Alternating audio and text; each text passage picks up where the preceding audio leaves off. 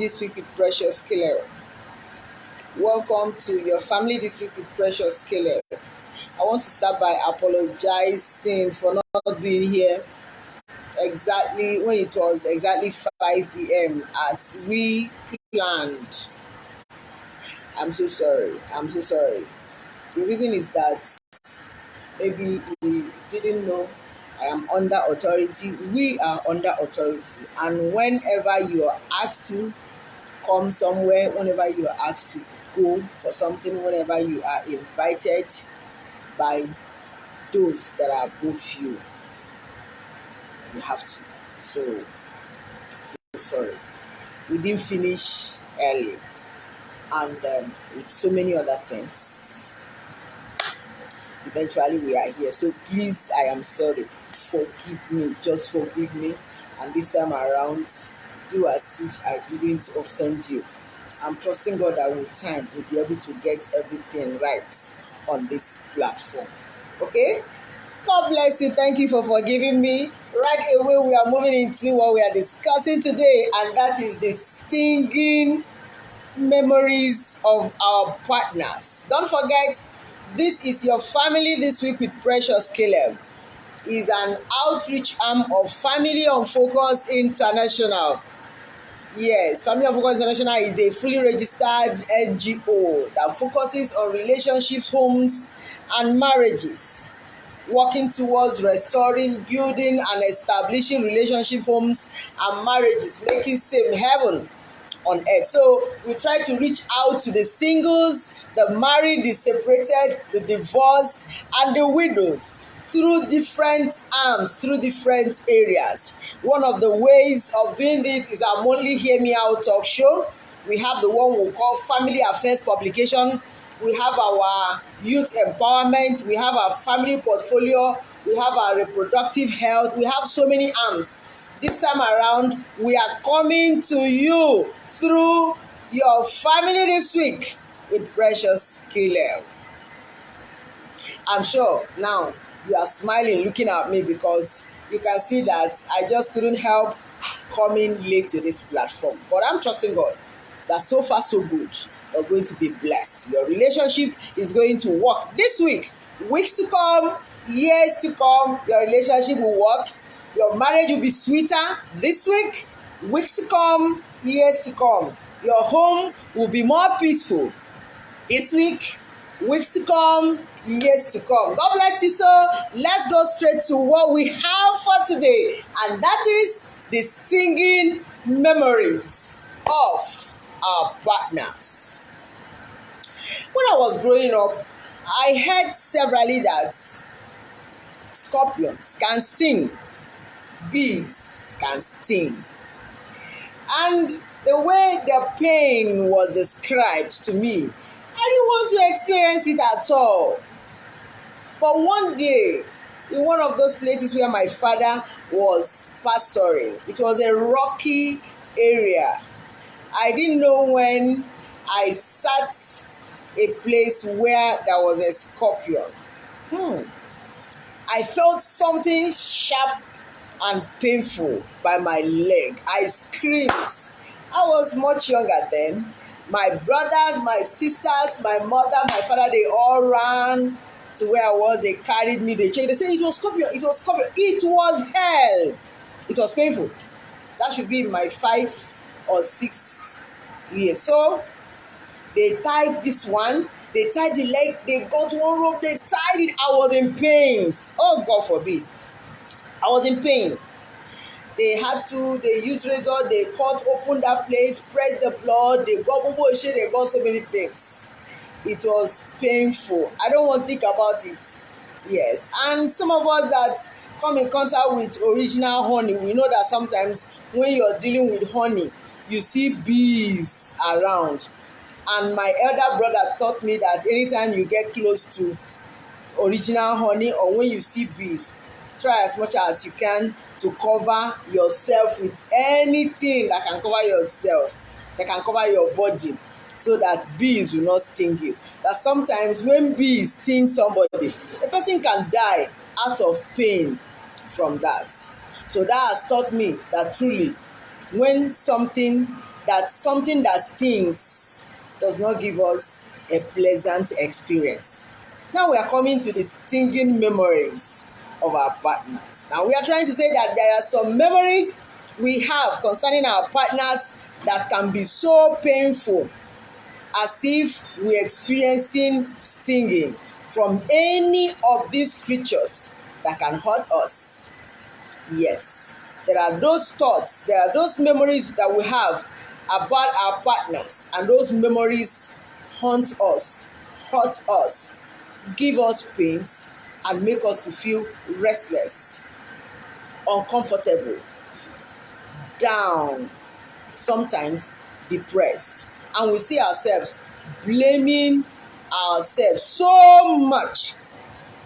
Yes, sometimes we try to see if possibly we can change things that happened so that the memories will no longer sting us. But it would be nice if at the end of this talk we decide to make sure that there will be no reason why the memories of our partners will rather be stinging one to us. Now let's look at this. When anything stings you, it's so painful. So any thoughts about your partner that gives you pain is not a good one. The thought about your partner should bring you joy, should rather bring you relief. Yes, the thought about your partner should be the one that you want to nurse, you want to keep in your heart all the time. But that thought about your partner that disturbs you and you wish you can change is a bad one. And I'll tell you one of the things that can cause it. Some time ago, I was sitting with an elderly woman whose husband was alive, elderly, quite old. And this man severally had told the wife that from time to time, his age mates that had died will come to the window and be calling him to follow them. But he said no, that he would like to stay with the wife. So severally he said it, that his age mates that had died used to come to the window of his room and be asking him to come over to where they were and stay with them. But because he loved the wife so much, he would tell them, no, I will not follow you. I want to stay with my wife. He has said that severally to his wife. His wife was feeling so important and so loved. But I noticed too that sometimes he will come to stay with the wife, gist with the wife, laugh with the wife, especially with the grandchildren, the in-laws, and the visitors. The wife was always ashamed of him because he wasn't that educated, he wasn't that rich, he wasn't that wealthy, you know.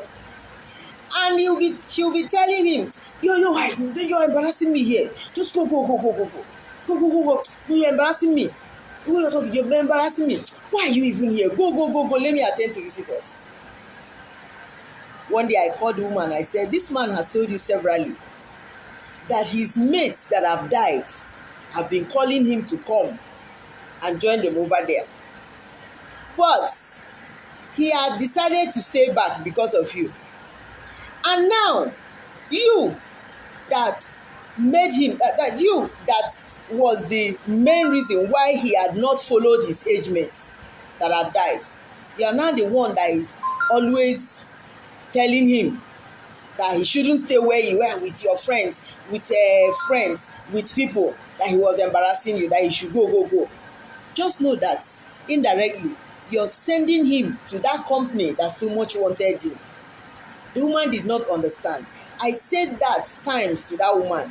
The woman felt like, I did not understand. You don't do because you have some people you think that are important and you disregard the relevance of the presence of your partner.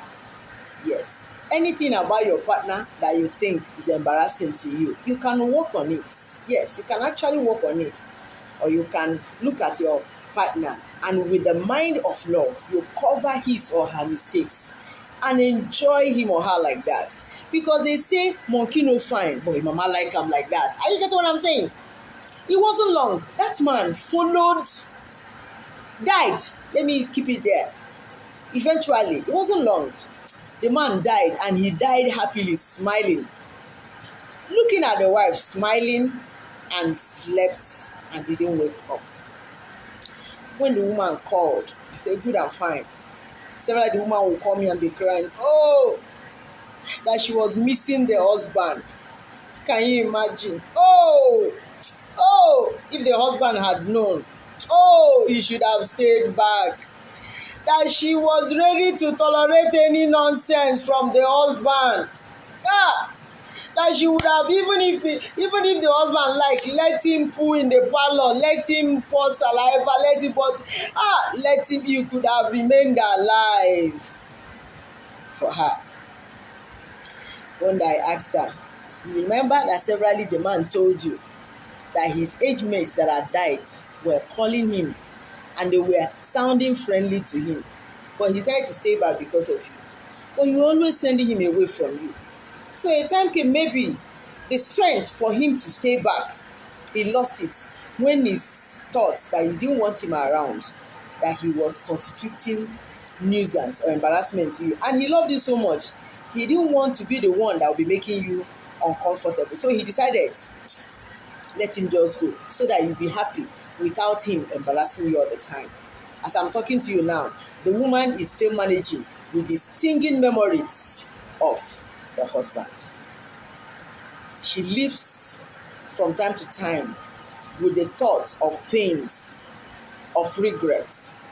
Yes, that if she had known, she would have appreciated the husband. Yes. Some time ago too, my husband was sick, wrongly diagnosed of whatever, and we're running around. We're running around praying. I could remember that a time came when his father in the Lord sent for me. I was like, how is it? I said, fine, but we are still believing God. I don't know what doctors are saying. Say, don't worry, be fine. I say, anything they said he should eat for him to be alive for me, please, I wouldn't mind, but let him just be alive. Let him just be alive. I'll be looking at my husband. My husband was almost going, only to discover 4 months after that nothing was wrong with him. It's just that there was wrong assumption by the medical doctor that he was sick, only to discover that he just needed to treat malaria. But that time, they had heaps and heaps of lies in his file that this was happening to him, that he was going to undergo this surgery and that. In my mind, I was kneeling down begging my husband not to die. I was begging people to please help me and encourage him at all costs. Let him live. And prayerfully on our knees, men of God, women of God, people that loved us, they were praying for him to live. I'm happy that God answered our prayers. He survived it. It was discovered that it was wrong diagnosis. My point is this: there are 3 major things that can cause us to live with the pain, with the stinging memories of our partners. Number 1 is the one we call sickness. When you notice, let me tell you, the time you feel the pains, and when your partner is terribly sick, when your partner is bedridden, when your partner is undergoing critical health condition, you see yourself having memories that pain. And those memories, I classify them into 3. Number 1, the memories of the good things that your partner was always doing to you. Yes, number one. Anyway, let's take it this way before I tell you how the memories come. Number one time that will make you to start having the painful memories, the stinging memories. I said number one is when that your partner is bedridden or seriously sick or is managing terminal sickness or disease. The next is when two of you are divorced. I'm coming up. When two of you are divorced, separation is a small case. When two of you are divorced, legally divorced, that you don't want to be husband and wife again. The third one is when that your partner is dead. You start living with the pains of the memories of the good things that your partner was doing when he or she was healthy, when he or she was alive, when he or she was still with you in the house. You begin to get the torments in your thoughts. You be getting the torments of the good things that your partner was doing. You begin to see how that your partner used to wake early and help you prepare children for school. You begin to remember how your partner used to borrow money to be able to put food on the table. You begin to remember how that your partner fought the people in the neighborhood that said you will not hang your clothes on the public road. You remember how that your wife used to sell her wrapper, used to sell her clothes in order to pay NEPA bill, in order to settle some bills so that people will not embarrass you. You remember several times when your wife went out of her way to make sure that people did not laugh at you. You begin to remember the good side. You remember how that woman used to use small amount of money and cook different types of soup. You remember how that woman sacrificed so much for you to be alive and healthy. It is when that your partner is no longer alive, is no longer healthy, or is totally separated from you, that is divorced, that you begin to remember this. You remember how that your partner used to check on you anytime you were not feeling fine. You begin to remember how that your partner used to call you anytime you left for work, used to send text to you, used to engage you in a chat. Yes, you begin to remember those things that your spouse used to do that you liked. Although sometimes you be pretending as if you didn't like them, but you know that those things were sweetening you small. You remember how that your partner used to dress well and make you proud. You remember how that your partner used to give you listening ears anytime you came back from work, or anytime you came back from village meeting, or anytime somebody look for your trouble out there. You always come home knowing that somebody will listen to your story. Yes. You begin to remember that there was a time the children will not listen to you, but you will always be sure that anytime your husband comes back, the children must calm down by force. You remember that at that time that your in-laws were not given chance to come and talk to you anyhow. You remember that some things were not allowed in your compound. Stinging memories of our partners. Number one is the memory of what good your partner was doing when he or she was alive, when he or she was still with you in that marriage, or when he or she was still healthy. You remember that this your partner that is sick now, that there was a time this your partner was not feeding well because he or she was trying to make sure that you be healthy, that you have extra money. And because of this your partner's goodness, in order to manage life for two of you to be alive, that your partner became sick. You understand now? This your partner developed ulcer. This your partner suddenly started having asthma. This your partner developed high blood pressure. This your partner is battling with low blood pressure now. This your partner has exposed himself or herself to junk food that now This your partner is battling with high cholesterol. This your partner will always be awake to help you do your assignments. Now, this your partner is having serious back pain. Yes, this your same partner. This your same partner. You remember how that your partner used to do everything he or she could do to make sure that you make it in life, that you survive the attacks of the enemy, that you be healthy, that you remain sane, that you remain a Christian. At that time, the memories of the good things your partner was doing will begin to torment you. We are looking at the stinging memories of our partners. They are so tormenting. You cannot put cement on them and walk over them. They live right inside us. They live right inside. And they don't pay rent, so their rent cannot expire. So they stay there as long as they are there. So many people have slipped into depression or have attempted suicide because of the stinging memories of their partners. Suddenly they started remembering all the good things their partners were doing when their partners were still alive, when they were healthy, when they were still in that marriage, and they were taking those things for granted. Right now, you're listening to me. Look around you. You begin to see that there are good things your partners are doing. Those your partners, they are not perfect. They have their bad side. But when that your husband or your wife dies, when that your husband or that your wife becomes bedridden, becomes so sick that now they say don't eat this, you begin to wish that you allow that your partner to eat.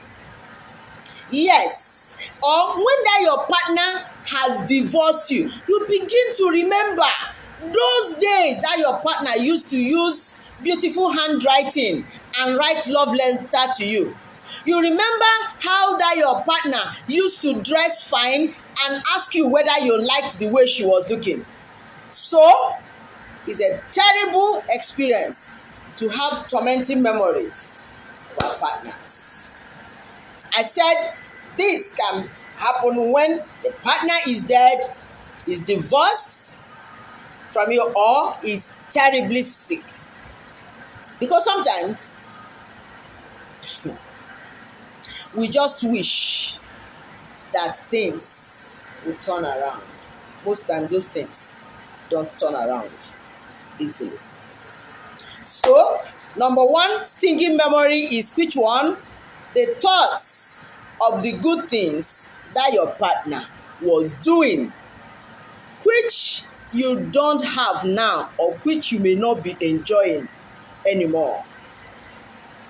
And you begin to wish that your partner stayed back in spite of all his or her mistakes and imperfection, at least to be doing those things for you. Because now, if those things are not done to you by that your partner, no matter who does those things, they can't taste same as the time your partner was doing them to you. I hope I'm blessing you today.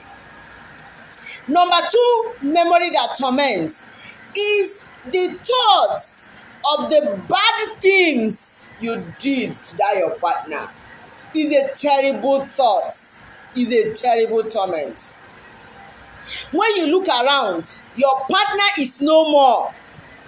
Your partner is no longer healthy. Apart from being tormented by the good things that your partner was doing for you, you can be tormented by the thoughts of the bad things you did to that your partner. When that your partner needed money, you had some money. Instead of you to give her, instead of you to give him, you hid the money. You dug the ground, put the money in nylon or in cocoa or anything, and hid the money there. Yes. That your partner was sick and needed just a card, needed 2 tablets of a particular medicine. And you said you will not buy it. You will not buy it. And your partner was looking at you, was shaking. Say, please, Say, why didn't you take your, please just help me, just help me. And you were saying, I cannot go out now. It is late. It is late. And you watch your partner close eyes in death because of one tablet or two tablets, 50 milligram, 25 milligram, 400 milligram, that you could have bought with less than 10% of the money you would have used to buy his or her casket. Look at it now. You mean you know the health condition of your wife, of your husband, and when there was a need for you to help, you watched your husband or your wife die because you didn't want to pay for card, because you didn't want to. What are you seeing it now? Now you begin to feel bad. You begin to feel so tormented. Some people that we hear of committing suicide, we have not had time to really talk with them. Some of them, major causes of them getting into suicide or slipping into depression are these things I'm telling you. It's stinging memories of our partners. When you suddenly realize, child, this my marriage wouldn't have ended if only I listened to my wife. If only I listened to my husband. If only I said no to the gossip of my neighbors. This marriage wouldn't have ended if only I allowed my parents to stay away. I insisted that my parents, my friends, should stay away from my marriage. This thing would have happened. The torments of the bad things you did to your spouse. Some people are terrible. They don't have regard for their wives. They don't have regard for their husbands. They treat them as if they don't matter. They don't have feelings. When those their partners are no more, or when those their partners are maybe still alive but no longer like they used to be, they'll be living with the torments of the memories, the wrong things they did to them. Yes. Then the third torment is this, the torment of the good you would have done to that your partner. Yes. I said the first torment is the torment of what? The memories of the good thing that your partner was doing for you and to you. The second one, the torment of the memories of bad things you did to that your partner that has died, that your partner that is now sick, that your partner that has left you. You'll be living with the torment of the bad thing you did to that your partner. The third torment is the torment of the good thing you should have done, but you decided not to do. Or you kept on procrastinating it. You kept on postponing doing it. You kept on saying later, later, later. And eventually, that your partner died. Eventually, that your partner became sick. Eventually, that your partner divorced you. Carelessly, you poured water on the floor. And you know that your partner, anytime he or she wakes up, he used to rush out, and you know he can slip off, and if he falls down, it won't be bad. Look at this water, look at this banana peel. Everywhere is dark. You have your torchlight. You can on the light. Refuse to on the light. Your partner suddenly got up and rushing to check who was knocking on the door. The banana stepped on the banana, slipped off, fell down, and broke the waist. And he or she has undergone surgeries and surgeries and surgeries. That your partner is now lying down, doing nothing, cannot go to work like before, is in pains every day, is on drugs every day. He no longer looks like he used to look. She doesn't look like herself again. And you know that this thing happened because of the good thing you would have done. But you were careless, you did not do that good thing, and it has landed your partner in this trouble. Maybe he or she didn't just break the waist. Maybe the person fell, hit the head on a tile floor, and died instantly. Or you rush the person to the hospital. On the way, the person died, or after some days, after battling for days, weeks in the hospital, the person eventually died. You may not tell the whole world what actually happened, but you know that it was out of carelessness, that you were supposed to do this, you did not do that, and it brought your partner to that level. You'll be living with that torment. We are talking about the stinging memories of our partners.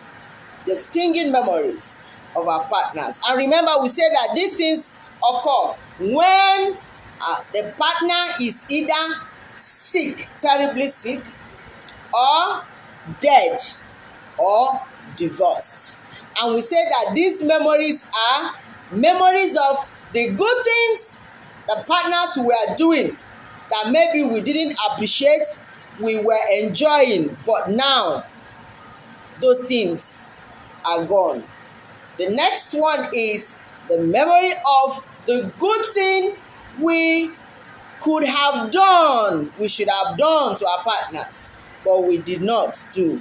The third one is the memories of the bad things we did to our partners. I hope we are blessing somebody. It is my desire that today in your family this week you decide to avoid anything that will make you to live with the memories of bad things you did, good things you would have done to your partners, and the good things your partner was doing that you didn't appreciate. All right, let's look at causes of these things. Those things that can cause us to have such bad memories, stinging memories. I say number one is uncontrolled anger. You notice that you are easily angered, offended at your partner, and you don't hear word. You can get so angry and you slap your wife, she dies in your hands. You can get so angry, you carry bottle, you throw at your husband, he gets injured and start living on life support.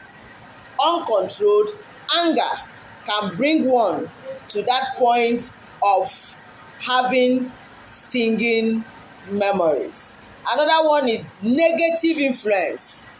You notice that some are beginning to influence you negatively in your marriage, in your relationship. They are telling you that, you see this thing, I can't take that rubbish from my wife, I cannot take that rubbish from my husband. Me, I'm enjoying my life, and you be enjoying your life and you contract some diseases, you come and transfer same to your wife or to your husband, and your immune system and your partner's immune system cannot be the same all the time. Your partner has become a victim, and the condition your partner is now, you know that you caused it because you got involved in bad company that gave you negative influence in your marriage and your relationship. Or somebody told you, I just get out of that marriage, I can't take that rubbish, and you got up, said nonsense. Or maybe somebody was influencing you, telling you, forget to, your husband is not treating you right, your wife is not. Just if I have been the one, you would have been living in heaven, and now you have gotten up, say nonsense, I cannot marry you again, we have some irreconcilable differences, we are filing for a divorce, I'm not into this again. Nonsense. Now that you have filed for divorce, maybe you got into another relationship, you're beginning to struggle to see that your partner in the new person, yes, is a torment. If it is not it, it is not it. So you must say no to bad negative influence. All right, believing lies about our partners. There are some people around you that although they greet you, they don't want your marriage to work. They don't want your relationship to make sense. So they can come up with lies and lies about your husband or about your wife. So sometimes when they tell you, I saw your husband there, tell them, oh, thank God, though. Thank God it's my husband that you saw, not my boyfriend. Eventually he will come back. They tell you, see how your wife was hugging people anyhow. Say, only hug, it's all right. I'm cool with that. When they come to tell you lies and lies, stories and stories about your partner, tell yourself, I cannot manage the stinging memories of my partners. If anything happens now, maybe I injure my partner, or I divorce my partner, or I cause the death of my partner, I don't want to live with this torment. So you see that story, let them keep the story, abeg.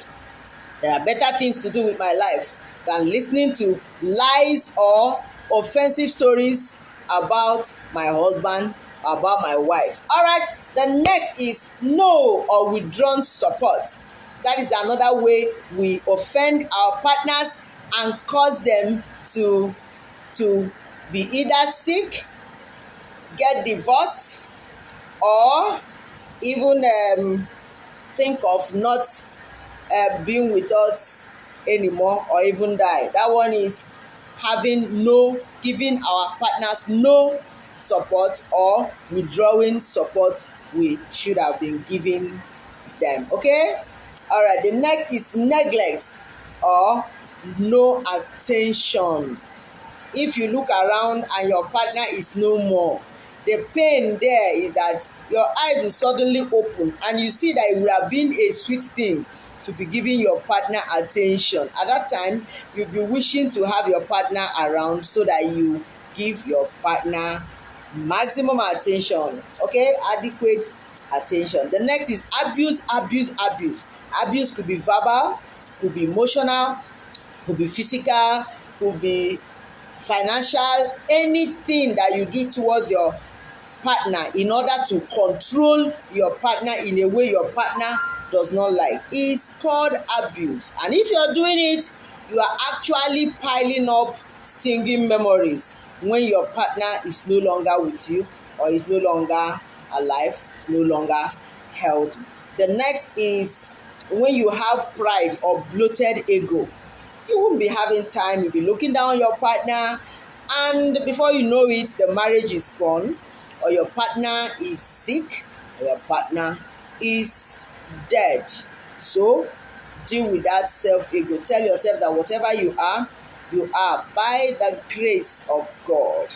Your mates, not all your mates are up to your level. That means if wishes were horses, beggars will be riding on many. It's just time and chance that happen to them all, including what you have come to become right now. So you calm down and be nice to your partner. The next is mismanaged self-esteem. Sometimes we say we don't want to have low self-esteem. Instead of having the good moderate self-esteem, we have the high bad self-esteem, that nothing, nobody matters to you. Maybe your partner is not as educated as you are. You feel like no, cannot. And when your partner is no longer comfortable with it, maybe he or she will decide to pick his or her things and end the marriage. Or something might come up, sickness will set in, or out of depression, the partner might commit suicide or do anything and die. We have wrong financial management. It can bring such stinging memories. When you notice that while your husband or your wife was around, was healthy, you were leaving all the financial demands and responsibilities upon him or her, and it became too much. That your partner started borrowing, taking loan from here, getting embarrassed all the time, getting into fights, and all the stuff. And sometimes in the process got into trouble, and when it became so bad, it's either death setting or divorce setting, or maybe the sickness set in. So we are saying no, that you should have a way of managing the finance in that relationship in that family. Then we talk about loss of regard for God. Nothing damages relationships, nothing destroys marriages and homes like losing regard for God. If it is not God, it is not good. If it's not God, it is not marriage. If it's not God, it's not godly.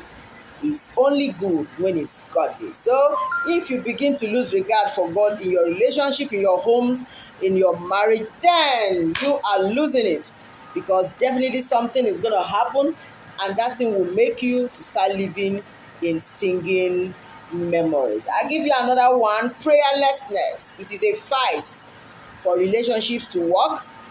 It's a fight for marriage to survive the inevitable conflicts, challenges facing marriage, especially in these days when many shall be forbidden to marry. So if you cannot pray, you are playing, and you want to become a prey in the hands of your enemy. So as much as you can, pray. I wrote in my book, can I have choices and marriage? I wrote in my book that in marriage, if it has to do with marriage, you must pray. Bring the two books for me. You have to pray. You may not pray long prayers, but let it be that steadily you are praying. I would like you to get a copy of this book. You can place order. We send it to you. In this book, we have said so many things about that. Prayer is one of the secrets of relationships, homes, and marriages that are working today. Okay? Yes, marriage is spiritual, and prayer is a spiritual affair. Okay? So, as much as you can, pray. Pray that your husband will be alive. Pray that your wife will be alive. Pray that your partner will not die. Pray that no sickness will bring your partner down. Pray that your marriage will not scatter. Pray that divorce will not be mentioned in your marriage. Just make sure you pray. Make sure you pray. Pray and pray, and let prayer become part of you. I hope you are getting what I'm saying. If you are prayerless, you are taking a very big risk. Let it not be that a time will come, you'll be having these stinging memories that if you had known, you would have fasted for your partner. If you had known, you would have woken in the night to pray for your husband not to die. You would have prayed for your wife not to die at delivery. You would have prayed for your wife not to be sick. You would have prayed against the report, the doctor's report that is not good. You would have prayed against any form of manipulation against your partner in the hospital. Yes, prayer helped me and my husband when he was in the hospital. We prayed, and after 4 months, it was discovered that what was in his folder was a heap of lies about him. It was prayer that helped us. So, for you not to have stinging memories about your partner, you must get up and pray. And the best time to pray is now. As I'm talking to you now, begin to look at the areas about your partner that you don't like. Convert those things that offend you as to prayer points. Your husband comes back drunk, put it down and say, this one, I'm going to pray about it. Your wife is doing waka waka waka waka too much. You will not end the marriage. You put it down, say, this one, I'm going to deal with you in prayer, because you don't know her foundation. You don't know how she battled for her to eventually get married. You don't know what her mother or how their family has been. There is something about gene, DNA. You can't joke with it. You can't joke with it. You look at somebody and say, that is how the family behaves. It is like that. So you must engage prayer in your marriage. Even if you don't believe in God, please believe in prayer. Somehow, the God that answers prayer will meet you at your place of prayer and take your prayers and answer. And the answers to the prayers you have made will bring you closer to God. And you begin to look for the God that answers the prayers. You don't need to see him, but know that he answers your prayers if only you pray. So always pray for your partner. I'll tell you, another one is careless inclusion of people around you. Immediately you get married, immediately you get into a serious relationship, it's time for you to say no to some people clustering you, clustering your homes, clustering your marriages, trying to find out what is happening between you and your wife or your husband. Yes, take some people away. Always let it be you and your partner. Let Lord stay aside so that God can always speak to you and tell you the next thing to do. The last word I have for you is stay away from being busy, so busy that you don't have time for your partner.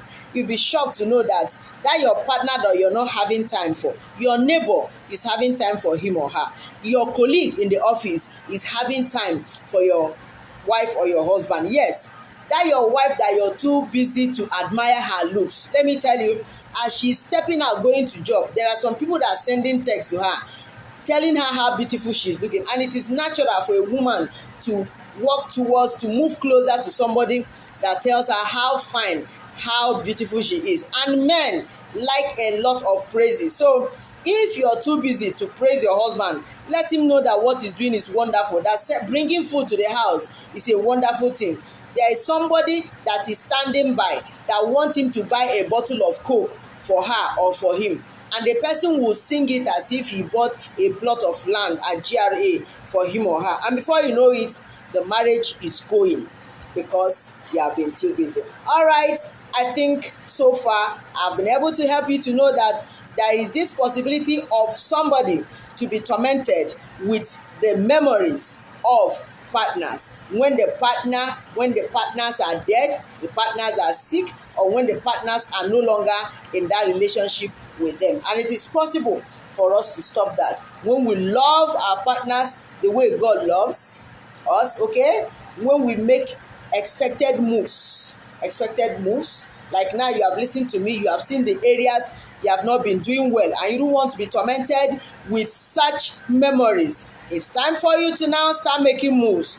What are you supposed to do? Start giving your partner attention. Stop allowing negative influence to go into your relationship. Stop withdrawing your support and encouragement. Don't neglect your spouse again. Stop abusing your spouse. Throw away pride and bloated ego.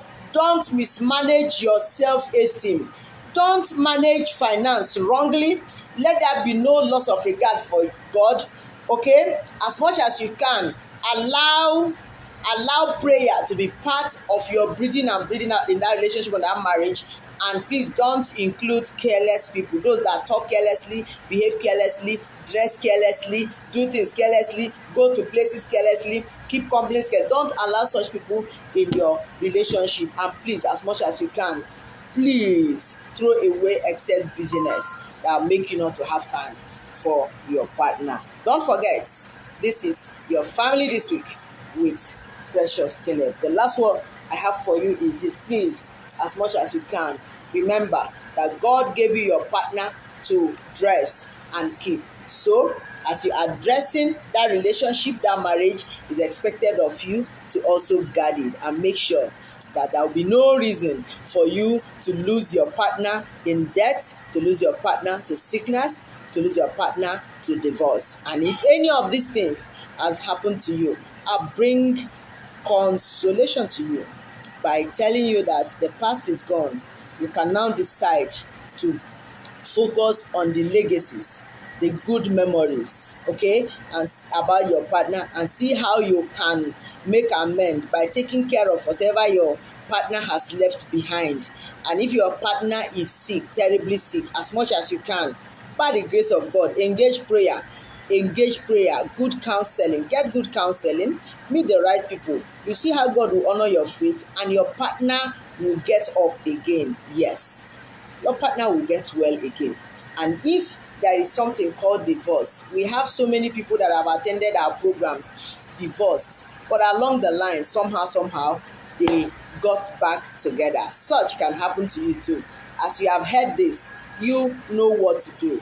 Step out and apologize. Send text to that your partner. Say, I've realized that I should have been giving you time.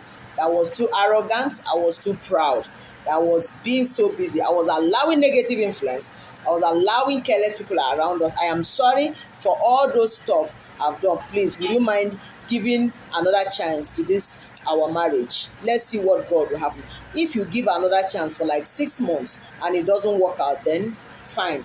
I will now say that it's not working, so that I will not live with the torment of memories of the good I would have done for this marriage to work. God bless you. My name is Precious Caleb. I'm your friend, and I'm glad to be hosting you every Sunday on your family this week with Precious Caleb, and I'm of Family on Focus International. My desire is that your relationship will work, your marriage will be sweet, and your family will be peaceful, because that is all we are here to do. God bless you. God bless you. God bless you. Till Sunday next week. Don't forget to keep praying for me so that God will keep giving me the word for you, because I know that somehow this word is blessing somebody. The Lord bless you. The Lord keep you. May God cause his face to shine upon you, upon your relationship, upon your marriage, upon your home. And may God grant you peace and sweetness in the name of Jesus. God bless you. God bless you. I love you. Precious Caleb.